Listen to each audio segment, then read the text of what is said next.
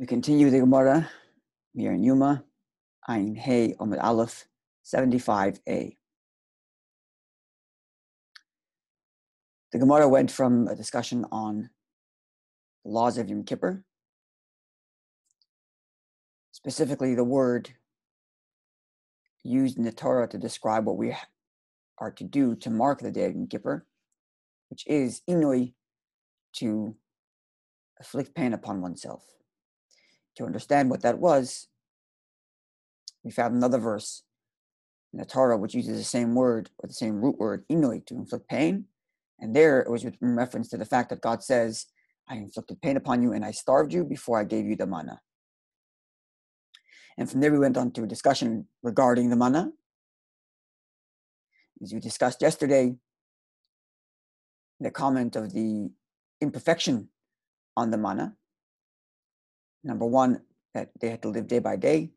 So there's a certain anxiety associated with not knowing what they're going to eat tomorrow. And number two, they didn't see the food they were eating. From there, the Gemara went on to discussing a number of pieces of advice from King Solomon, dealing with lust, with dangers of alcoholism, and how to deal with internal worries and stress and anxiety. Now, the primary two sages, the Talmud that are speaking here, is Rav Ami and Rav Asi. And on the simpler level, this is the reason why the Gemara continues going down, discussing various different verses, because it's all Rav Ami and Rav Asi speaking. Now, there's one more such comment from Rav Ami and Rav Asi, which we're going to learn today. And then from there, the Gemara is going to go back to the discussion on the manna.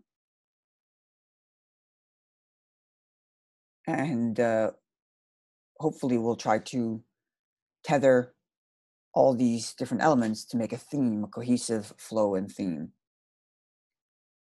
So let's begin with the Gemara. You can see my pointer, I'm right over here. Rab Ami v'Rabbi Asi. Rab Ami and Rab Asi.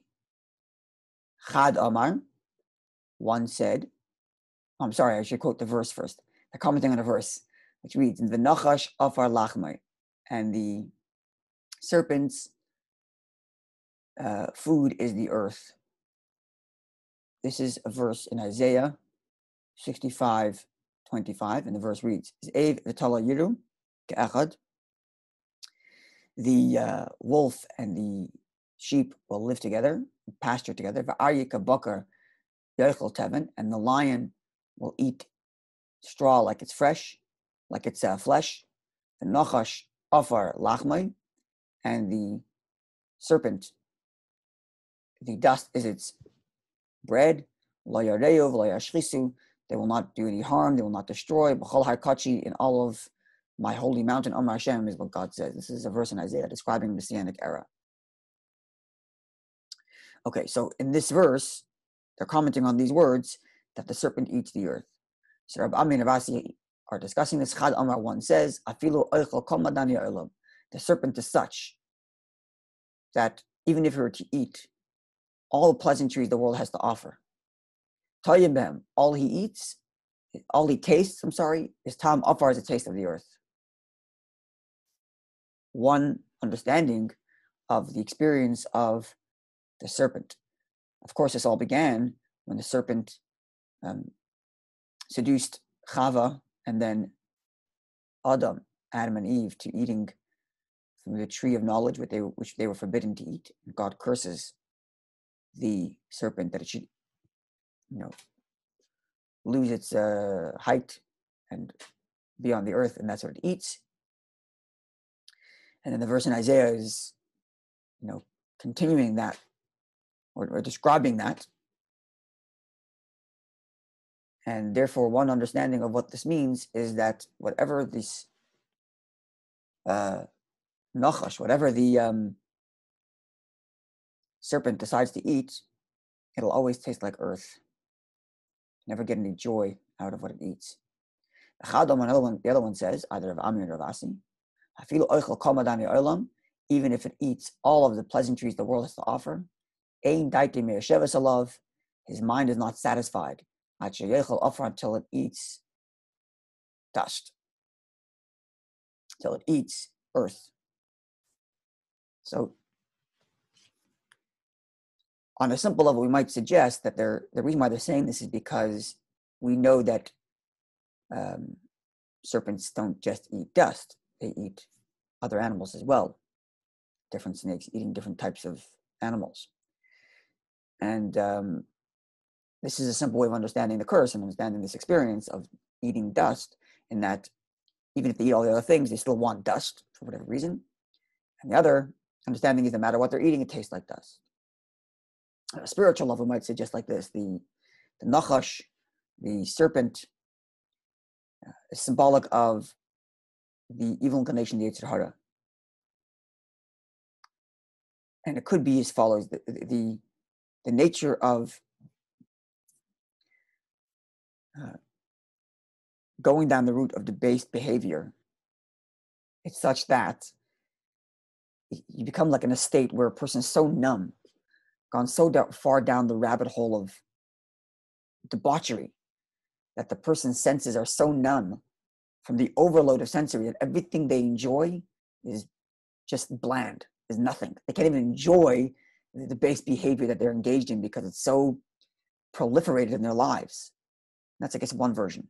That whatever they eat, whatever they enjoy in life, it becomes meaningless. It's like dust. They can't get any joy out of life because they just let go and gone down this rabbit hole of just negative behavior. It's one way of perhaps understanding it. And then the other statement would mean that no matter what they enjoy, the debauched person is always looking for the basest, worst kind of behavior. It's the nature of one who, God forbid, goes down this route of letting themselves down the rabbit hole of debauchery and debased behavior and negative reality. It's almost like you give up on yourself and you say, I'm not worthy of anything that's great.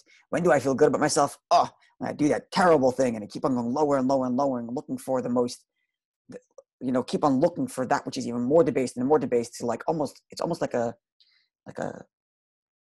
self-fulfilling prophecy of debauchery. I'm a terrible person, so I might as well just go lower. And that's perhaps what this means in a spiritual level, these two understandings of what the serpent is. And in this context, you might say it continues to the previous discussion on the issue of lust. And that's where it begins. It begins with that thing you're looking at, which you think is so amazing and so beautiful. And the fantasy of what it's going to be is completely embellished and much more than what the actual act is. And then when the person goes through the act and they feel like, it wasn't so great, the unfortunate reality is that instead of learning the lesson, what ends up happening is people start making more fantasies about the next thing that's going to be even greater, even better. And then when the person does it, that's also not so great. And then again, the next thing it's for sure going to be the next fantasy. That's for sure going to be amazing. I'm going to love it. And then when you go through that sin, it's like a little letdown, and it keeps on going down, down, down, farther and farther until you end up like the serpent here, God forbid. And a similar thing is with regard to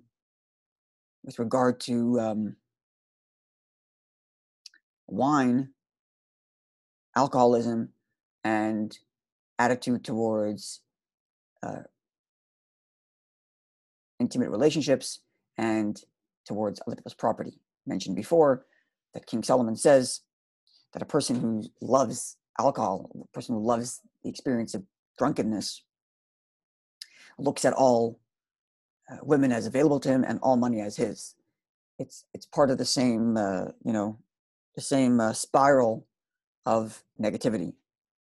First just wanting to please the senses and shock the senses more and more by creating greater and greater fantasies. And then if I drink the other bottle, then I'm going to feel great. And then once I take that bottle, I can take whatever I want. And when I take whatever I want, I'm for sure going to love it, and I'm for sure going to enjoy it.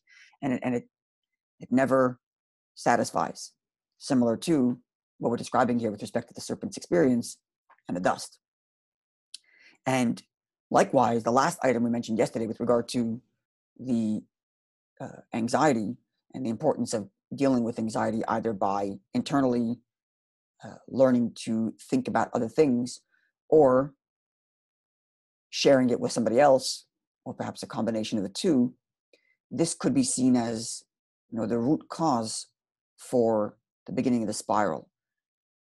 A lot of times, the reason why people look to external stimuli to get them excited, whether it's through alcohol, God forbid, or chasing some fantasy of what's going to be pleasurable, a lot of times it comes from the fact that a person is trying to overload the senses that they don't feel the anxiety they're actually feeling. And instead of having the courage to face the things that bother them, feel those anxieties, speak it with somebody else, or learn to cope with them, or maybe a combination of both. Somebody else will help you cope with them. It doesn't have to be one or the other. The two interpretations to the verse we gave yesterday, it could be a combination of both.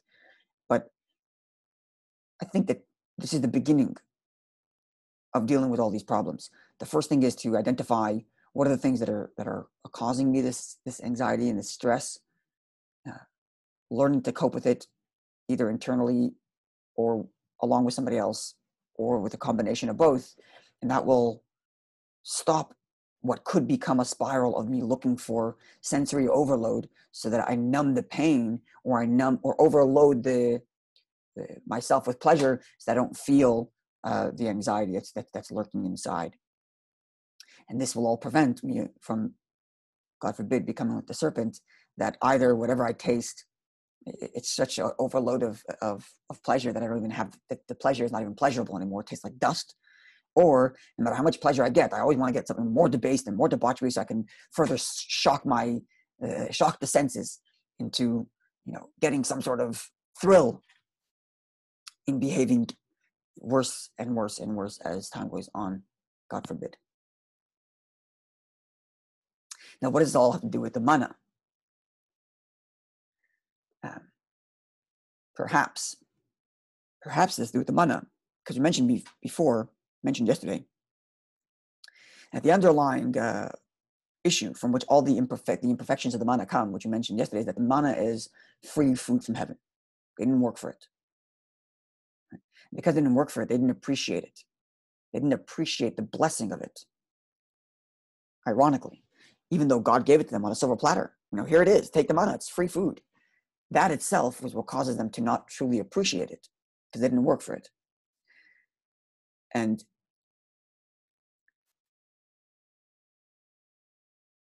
perhaps this is a related thing in that when a person is spoiled, God forbid, and they don't appreciate the things they have, that's when they start looking for other things to give them pleasure, because they don't find pleasure in the stuff they already have. Someone who works for the things they have, they find pleasure in those things. But when they don't work for it, it's just free, and they're spoiled, and they're starting to look for other things to, get their endorphins running, get their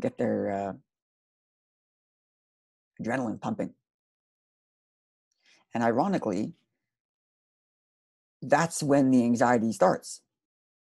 A person who works hard for everything they have, even though they have much more to deal with than the person who's spoiled, to a certain way they're better at coping with problems because they're constantly on the lookout for trying to solve problems, fixing this, gaining that. They're in that mode. And when a person gets everything for free, then the smallest little thing stresses them out. They don't know how to deal with it, because everything was always handed to them on a silver platter, like the manna. And therefore, perhaps the lust issue and the alcoholism issue and the anxiety issue could all be related to the manna, and that the manna is all related to the imperfections of the manna, and the manna is free food. It's free lunch, It's free Torah, free spirituality, free physicality, not earned, not worked for, and therefore lacks the appreciation, and therefore can, God forbid, lead someone to look for somewhere else to get the adrenaline, to get the excitement, to get the thrills of life, because they don't have the thrill of life in working for their food and working for their spiritual life, working for their Torah, as we described in yesterday's class. Nonetheless, now the Gemara is going to take us, having mentioned and talked about the curse of the snake, the Talmud is going to tell us about how even when God puts a person in a situation that seems negative, there are ways in which a person can deal with it and find the silver lining. So I guess we're kind of sort of moving in a different direction from pivoting a bit in that way. And then from here we go back to the manna, which God willing we'll get to next week. So let's see. You're here. Tanya, we've been taught in the Mishnah H text. Amar Rabbi says, come and observe. The manner or the attribute of God is not like midas basar adam, like the attribute of human beings. Midas basar adam, the attribute, the manner of human beings. Basar adam literally means flesh and blood. It means a human being. Maknit es chaverdai, if he's looking to, looking to hurt his friend, he's looking to agitate his friend. Yored imul lachayav, he goes down to him in his life. In every part of his life, he tries to take him down. For whatever reason, a person decides that this person is an enemy. He's going to go all out in trying to, ruin everything the guy has. But God is not that way. Ein Kain is not that way. God cursed the serpent, indeed. But there's a blessing in its curse. Namely, oil lagag, it goes to the roof. His food's there with him. Right, because it's dust. Yared lamata, he goes down. His food is there with him. It's always available. So, perhaps it's saying, a person who has an easier time in life and doesn't have to work so hard and everything is granted him freely like the manna, right? Similar to the nachash, the snake, who has his food everywhere, right? Because he's eating dust. Acknowledging that and realizing that is in and of itself the antidote. Right? The problem here is that the person is spoiled because they have everything they want, and that leads to all the negativity. But if the person realizes that this abundance is a gift from Hashem, then what was a curse can be the positive, can be the blessing. The curse was that it was free and it was the person spoiled. That itself can be the blessing because he looks around and says, oh my gosh, wow, I don't deserve anything. Everything I have is a blessing from Hashem. Right? So looking a little deeper into one's own life, one can turn that which is the source of the beginning of the negative spiral can actually be the positive. That wherever I go, I have everything I need. How blessed am I? Thinking of it that way would prevent one, God forbid, from going down the negative path. Similarly, Kalalas Canaan, God cursed Canaan. Right? Canaan was cursed that he be a slave to others. But the plus side is, Oichel Mashar Rabbi Oichel, he eats that which his master eats as well. Right? The master is responsible to feed his slaves. And drinks what his master drinks. Especially in Jewish law, you're required to feed your slave better food than you have and feed them before you feed yourself.